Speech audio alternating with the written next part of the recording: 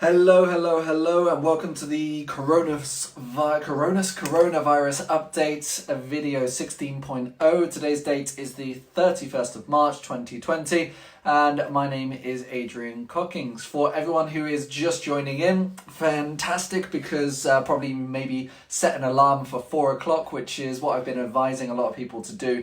Especially to get the updates on the local news, the regional news, basically anything to do with Spain and the coronavirus. So, if you are new to this video, especially, this is video number 16. So we've been doing this 16 days in a row now. So if you want to be updated every single day, 4 p.m. on this page, make sure you tune in. And if you're not getting a notification, you can put a timer on your phone for 4 o'clock every single day. Come back to this page, which is coronavirus in Spain information, and then keep refreshing at 4 o'clock until you see my pretty face. All right, so today we've got a bit of news that we're going to be catching up on, basically what has been released over the last 24 hours, but also the last 48 hours as well, and basically confirming a lot of your questions and doubts that you've had in the comments in the previous video yesterday as well. But before we get started with that, I just want to say tomorrow is April Fool's Day. It was April the 1st. Now, everyone who is watching, even if you're just joining in, can we all please make a pact that tomorrow we do not prank anyone? We've already been through enough. We've already gone through a lot this year, especially, and I think this year there should be no pranks. Some people actually think that maybe some pranks can be funny, they can be humorous. Other people can take them quite hard. So I'm basically making a pact. I won't be pranking anyone this year, although I do like to joke, especially when I've got friends around as well. But no, I'm not going to be pranking, and I think you should spread this to everyone as well. No pranking this year. I think we can all agree with this. The big companies, especially like Microsoft, Google, Burger King, Coca-Cola, they have all scrapped their plans for what they were going to be putting out for April Fool's Day. And some of these big companies put millions of dollars into creating a campaign or a new product or something like this, which isn't actually true, obviously. So I think a lot of people will agree with me on this, that we shouldn't prank anyone this year. We've already been through enough. All right, so as always, I'm going to run through the latest numbers that have been released. These numbers are always released by the government every single day, normally around 12ish. So if you follow their page, you'll be able to get them. N332 also do a nice rundown as well, which is good to see the differences in the days over the last week as well.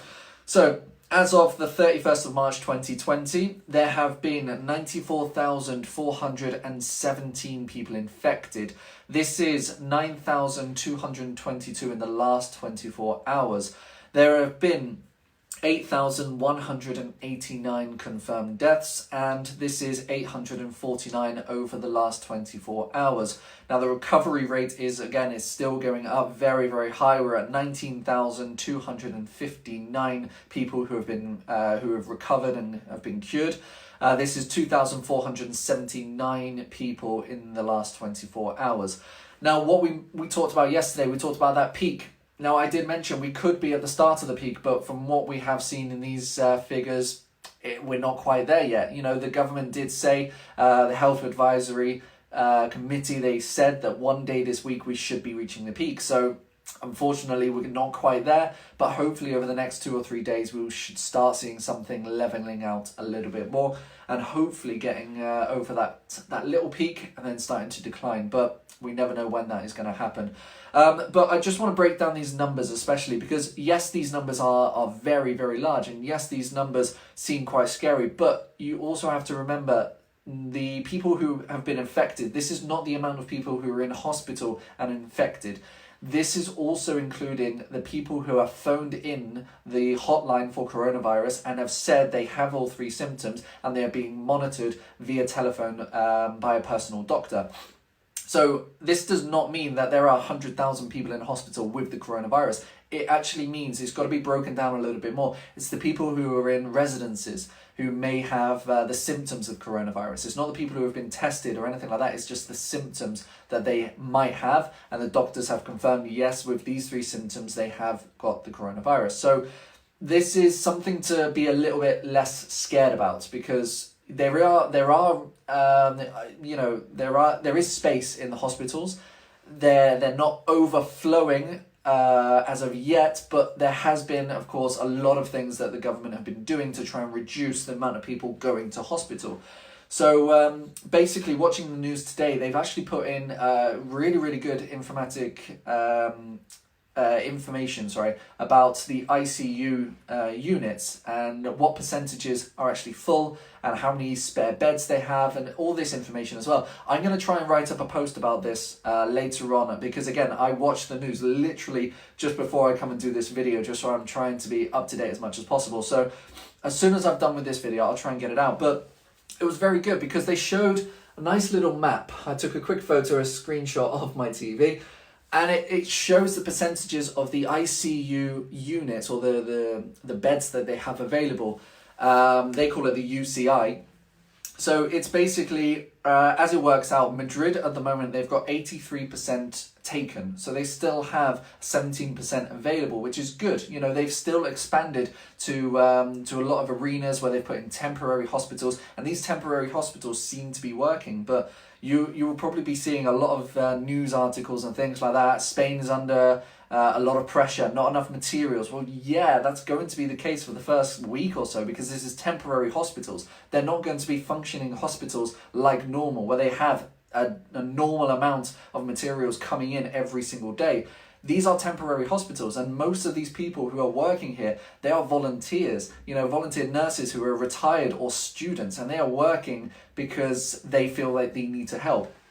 So when you're reading these articles and passing them on to me, especially, I really do appreciate, it's the majority of the British BBC news articles where they're very harsh with the medical staff here in Spain, and they're very aggressive. From everything that I've done my research on, and trying to speak with people as well who work in the hospitals, they're saturated in the sense that, yeah, they've got a lot of work to do, and they might not have enough materials, but there are materials arriving, and it is very chaotic, but they are getting into the routine. It's a temporary hospital, so you have to understand how something like this and the mass scale can actually come together in such a short period of time.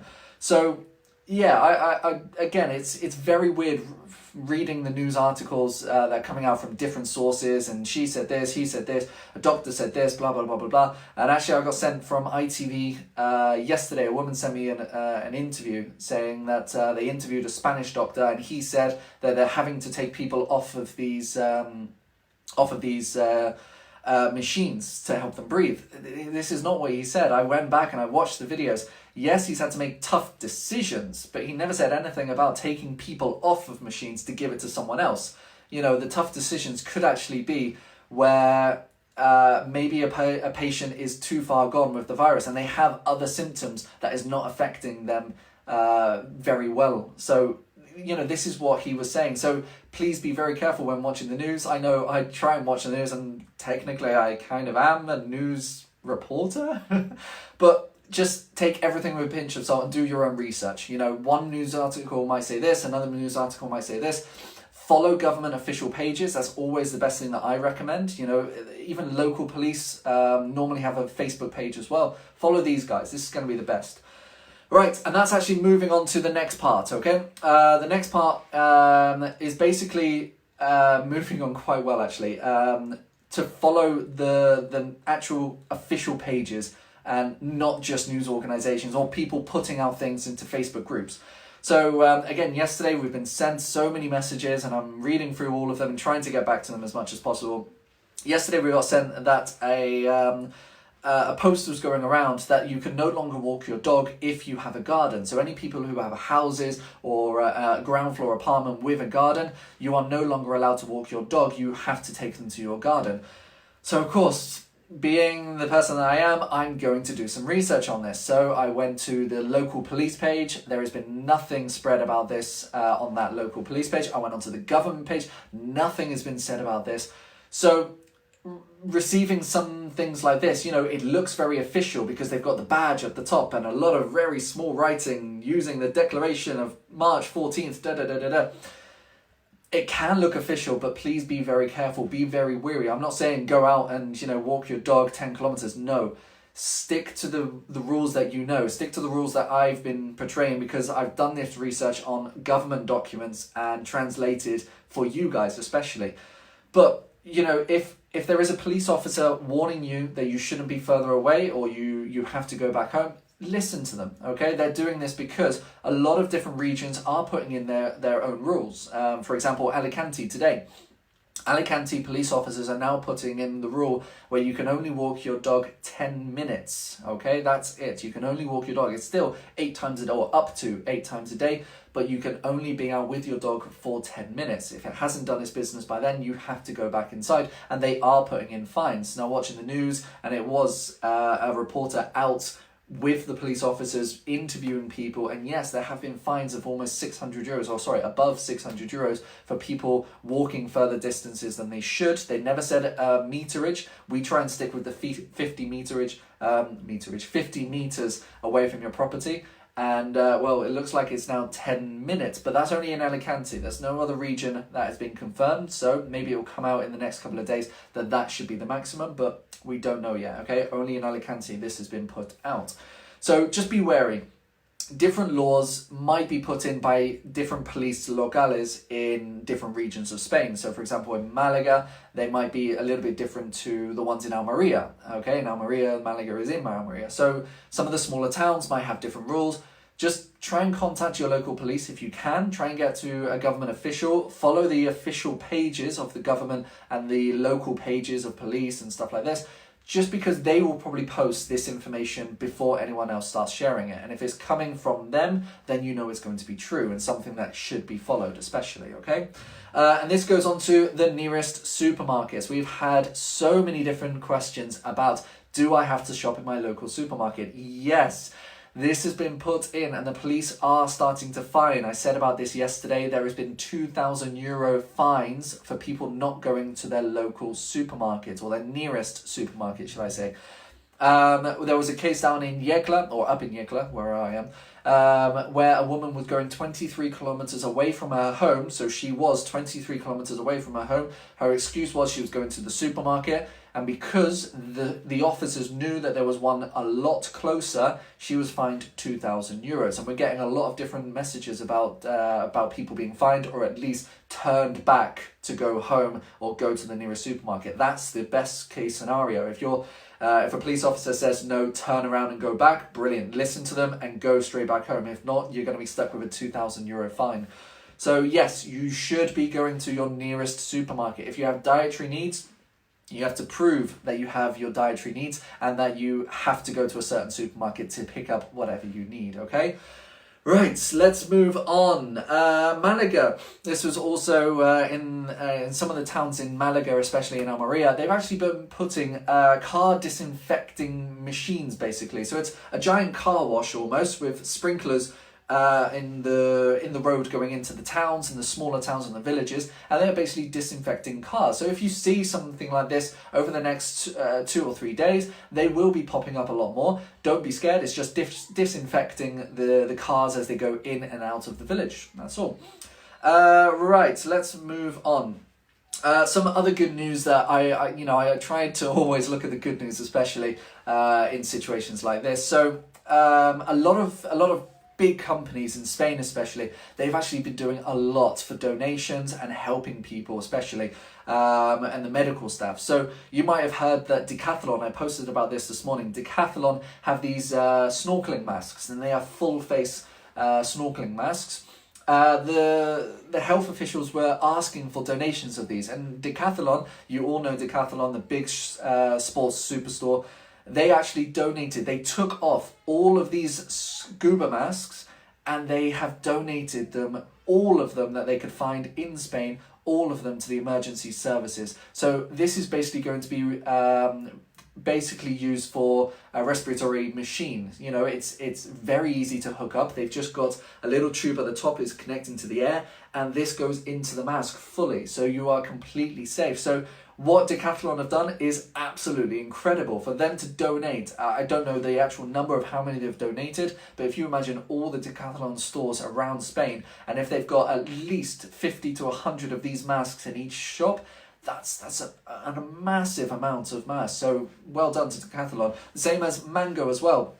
Mango donated 2 million face masks to the health services, police, Guardia Civil. So yeah, well done Mango as well. And this is the clothing shop. Now I can imagine a lot of the factories that work with Mango producing clothes and stuff like this. I can imagine a lot of those will be closing down and now be just producing material for the sanitary department. So I think that's great. Amazing for Mango to do that, and I think we need big companies to start doing this as well. So if you are a boss or a CEO of a big company, just try and help out, definitely.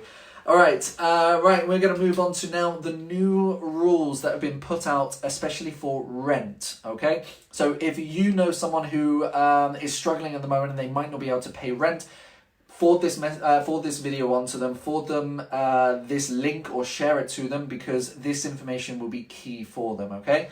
So we still don't know all of the information 100%, but this is what we've got so far, just from translating a few documents and also listening to the government officials where they do their live feeds on Facebook as well and getting the information.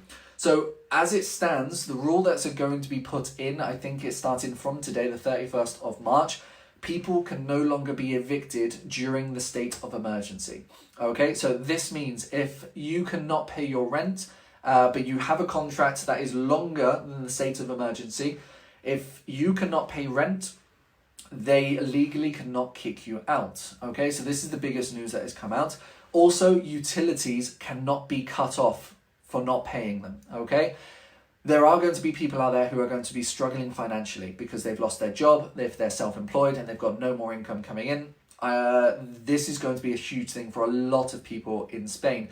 Now, this new rule is basically be going to a lot of the vulnerable families, you know, families with kids with no income or no source of income coming through. So this is where it's going to be directing. It's not going to be for everyone. If you can pay your rent and you still have sufficient funds that you can pay your rent, you shouldn't be going on to this. You know, there might be some people less fortunate who will need this, and this is where it's directed at them.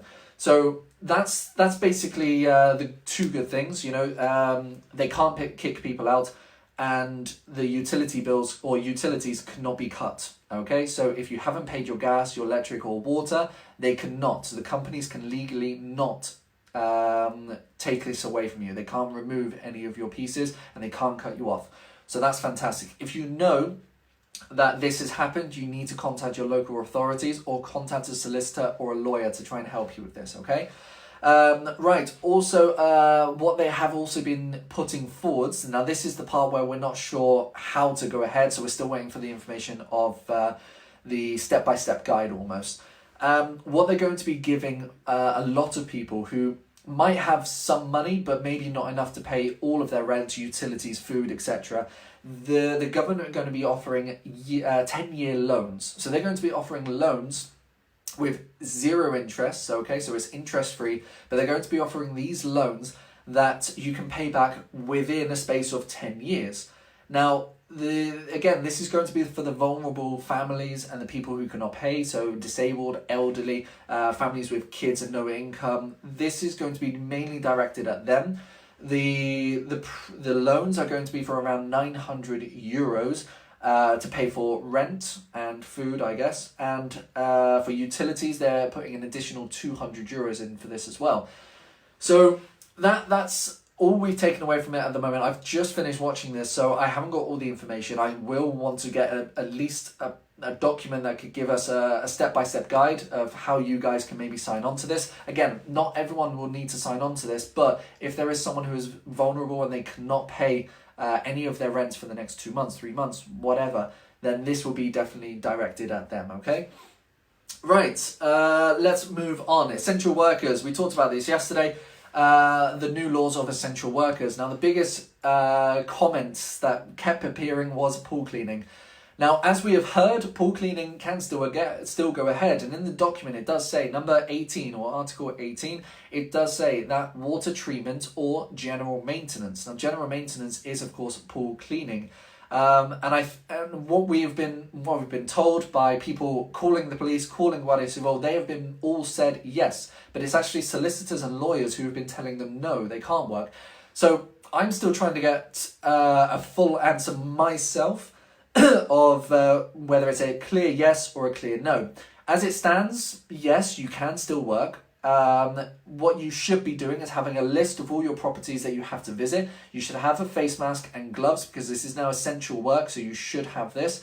And you should not have any contact. So when you do go into a property, please make sure that the family is in the house and you do not talk to them. You do not have well, if you want to talk through the window, then maybe you can, but you do not have any contact with them. You do your job as quick as possible and then you move on, okay? Try to stack it. Try to prepare the pool so it can last for at least another 2 weeks, putting in more chlorine than you need, just so you don't have to keep visiting every week or so. Try and get it to at least every 2 weeks. I know it's possible because I've done pool cleaning in the past. If you flick it into maintenance mode, this could actually help, especially. Now, that's the biggest one. Also, builders cannot work. So if you hear of any building work that is currently going on around you, you should be calling the police because this is now illegal work. It is non-essential work. However, if you are an essential worker, if you are a maintenance team or a cleaning team where you do have to go and work, even for electricians, plumbers and gasmen as well, you can work, but it has to be essential, okay, where it's an emergency. So that is the only time you should be going out. But there is a new document that came out today, and this document is proper proof that you show the Guardia Civil that you are allowed out and that you have to go to this address. But this document is in Spanish. It's basically for you to fill in your information, your name, your NIE number. If you're self-employed, you have to put in your NIE number. If you're contracted by a company, then you'll have to put in the company's CIF number. You should be asking your boss for this already if they don't have it. So please be very, very careful when filling all the information in. If you Google Translate, just to make sure you're 100% of what you're filling in, that is the best. Basically, this document is for when you're pulled over, show the Guardia Civil or the police, and they will be able to push you forwards without any other disruptions. Now, this is basically to put in so it's easier and quicker in the stop checks. So anyone who does have this paper can quickly go to their job instead of waiting around a long time for fines and everything like that. So yeah, that's basically it. Now, we got 2 more points that we're gonna go on to. Yesterday we've had I talked about my wife Paloma. She studies psychology at university. She finished her university degree 2 or 3 years ago, and she's basically offering psychological help for anyone who is maybe suffering or just needs someone to talk to, as in chat to via Messenger. We're here to help. I know we've got a 2-month-old baby, or 2.5 months now, but you know, we can always type, we can always message, or my wife especially, not me, and she's actually been very, very good with this. She's already had a few people contacting her on her Facebook page, on this page as well, of just someone who's just having a tough time and maybe needs someone to talk to. And if you know someone, or if yourself, you're just struggling with this whole lockdown situation and you want someone to talk to, maybe you're alone and you just need someone to just chat with or talk to or message, whatever, then message this page or message my wife. She's called Paloma Cockings. You can find her on Facebook, give her a private message and she'll just be able to help you with anything that you're going through. So yeah, that's basically it. And mental health is going to be crucial over the next couple of days, couple of weeks even, because if this is extended, it hasn't been extended before you start reacting. If this does get extended, then we're going to be at least 6 weeks in our home. So it's a long time to be in self-isolation. So I think mental health is going to be a key factor, especially when we're coming out of this. But over the next 2 or 3 weeks as well, we just need that extra help, that extra push. So if you know someone who's struggling a little bit, maybe depression or something like this, give us a message and we'll try and help out, or my wife will try and help out as much as possible. Also, if you're having any symptoms of this, you should call the hotlines that we have on our page. I'll be putting it to the top now because a lot of people have been asking for it. But if not, call 112. This is the police emergency services, doctors, ambulances, health service, everything. call 112 and request someone who speaks English. They will have someone who speaks English there. We've had it multiple cases now where I've advised them to call 112 for non-coronavirus symptoms, and they've managed to get through. And doctors have rung these people, and they've managed to speak and get through to different things. So fantastic. So that's really, really good. So if you're in an emergency, you need to call someone. 112 is your number. Okay. Right. Also, people looking to fly back. The government in the UK have been working with airlines to still try and get emergency flights from people stuck in Spain back to the UK. Now, these emergency flights are only going to be for people who have residency in the UK, okay? It's not going to be, you won't be allowed to fly if you have residency in Spain and you have to get back to the UK for something. Unfortunately, what they have stated is these emergency flights are going to be for residents of the UK only, and Ireland, I guess. But that's basically an update on flying back. And that is it. Now, I've got a question. I like doing these. Yesterday, I asked you, what's your silver lining of being trapped in your house, not being able to go out, not working? What has been your silver lining? And you guys messaged me with hundreds of different things that you've been doing. You quit smoking, you've been getting fit, doing exercise, learning a new language, learning cooking, spending time with your kids. There were so many different comments, which is amazing. So today, I'm going to give you another question. I think this is good to do because, again, it keeps your mind active, it keeps you guys motivated towards something, keeps you guys in a positive mind. So the question of the day today is, what are you most looking forward to doing when you're out and at the end of this whole self-isolation? What are you guys looking forward to doing? What is the one or the first thing that you're going to do? Now, it could be something really simple like going out for a long walk with your dog, or going to the beach and just putting your feet on the sand. What is going to be the first thing that you're going to do when you're out of this lockdown? Now, I was talking with my wife yesterday, and for some reason I'm really, really craving Chinese food. Really craving. But that's not going to be my option because I'm going to make some Chinese food tonight, especially for tonight. But yeah, this would be good for you guys. What is your one thing that you're looking forward to doing as soon as you're out of this? I think for me, it's going to be getting all the grandparents together, and of course having my little girl be with her grandparents because they haven't actually seen her at least for 3 weeks now. So I know they're getting very, very antsy here. And that is it, guys. I think it's been a fantastic video today. We've got over 600 people watching live, which is unbelievable. So if you're a first-time watcher, thank you very much. Maybe make sure you like and also click this page, like this page, and follow this page to get all regular updates as well. And 4 p.m. every single day, I will be doing these live videos. So set an alarm on your phone for 4 o'clock. Come to this page again, refresh it until you see my beautiful face, and we will then talk again tomorrow. And remember, 8 p.m. every single night, get out onto your balconies, onto your terrace, onto your gardens, and give a round of applause for everyone who's putting their lives out on the line here to make sure that we are safe and we have got everything that we need to be in self-isolation. They're the true heroes out here. Right, guys, I will see you tomorrow. Keep those comments coming through, and I'll see you tomorrow. Bye.